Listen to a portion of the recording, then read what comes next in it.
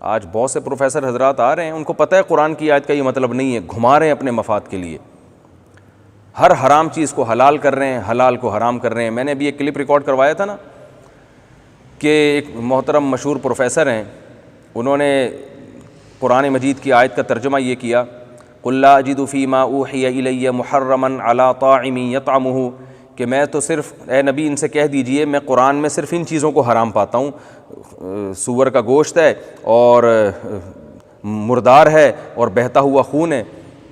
تو اللہ نے تو اس کے علاوہ، انہوں نے پھر استدلال کیا یہ جو گانے بجانے اور موسیقی ہے یہ بھی بالکل حلال ہے، ہر قسم کی موسیقی کو انہوں نے حلال کر دیا۔ انہوں نے کہا قرآن میں کہاں لکھا ہے؟ قرآن تو یہ کہہ رہا ہے کہ اے نبی آپ ان سے کہہ دیجئے میں تو صرف ان چیزوں کو حرام قرار دیتا ہوں اور تو کسی چیز کو نہیں۔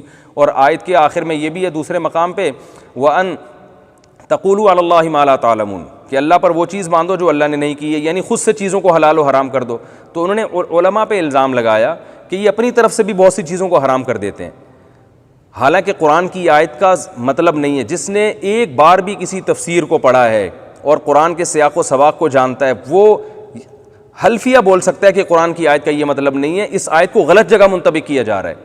اس لیے کہ اگر اس آیت کا یہ مطلب ہوتا تو بھائی پھر تو کتا بھی حلال ہو جاتا، بلی بھی حلال ہو جاتی، اس لیے کہ اللہ تو فرما رہے ہیں کھانے پینے کی چیزوں میں صرف یہ چیزیں حرام ہیں، اس میں تو اللہ نے کتے کا ذکر نہیں کیا، بلی کا ذکر نہیں کیا، تو کیا وہ حلال ہیں؟ کوئی ان پروفیسر صاحب سے پوچھے تو وہ حلال ہیں کیا؟ تو اس آیت کا یہ مفہوم ہی نہیں ہے۔ اس آیت کا مفہوم یہ ہے کہ مشرکین مکہ بھی بہت سی چیزوں کو حرام قرار دیتے تھے اور اسلام بھی ان چیزوں کو حرام قرار دیتا تھا، لیکن مشرکین مکہ نے کچھ چیزیں اضافی طور پر حرام قرار دے دی تھیں جن کو اسلام حرام نہیں کہتا تھا۔ تو اسلام نے ان کو یہ بتایا کہ جن چیزوں کو تم حرام قرار دیتے ہو، جن کو ہم بھی حرام سمجھتے ہیں، ان میں یہ والی چیزیں تو حرام ہیں، باقی تم نے خود اپنے طرف سے حرام کی ہوئی ہیں۔ تو یہ اوور آل تمام چیزوں کے بارے میں نہیں ہے، یہ اسپیسیفک چیزوں کے بارے میں ہے۔ باقی چیزوں کو تو مشرکین بھی حرام سمجھا کرتے تھے، تو یہ مخصوص چیزوں کے بارے میں۔ تو اے نبی آپ ان سے کہہ دیجئے، اس آیت کا مفہوم کیا ہے؟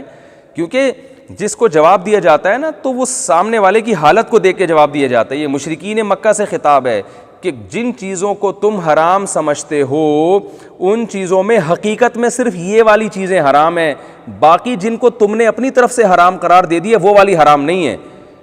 وہ کون سی چیزیں ہیں جن کو تم نے اپنی طرف سے حرام قرار دیا؟ وہ ہے غیر اللہ کے نام پہ جانور کو چھوڑ دینا بتوں کو خوش کرنے کے لیے، یہ تم نے اپنی طرف سے ان چیزوں کو حرام قرار دیا ہے، یہ اللہ کی حرام کردہ چیزیں نہیں ہیں، لہذا اس طرح سے چیزوں کو حرام نہ کیا کرو۔ یہ مطلب ہے اس آیت کا۔ اس خاص تناظر میں یہ آیت نازل ہوئی، اس کو اٹھا کے ہر چیز پہ فٹ کر دیا کہ صرف یہ چیزیں حرام ہیں باقی ساری حلال ہیں۔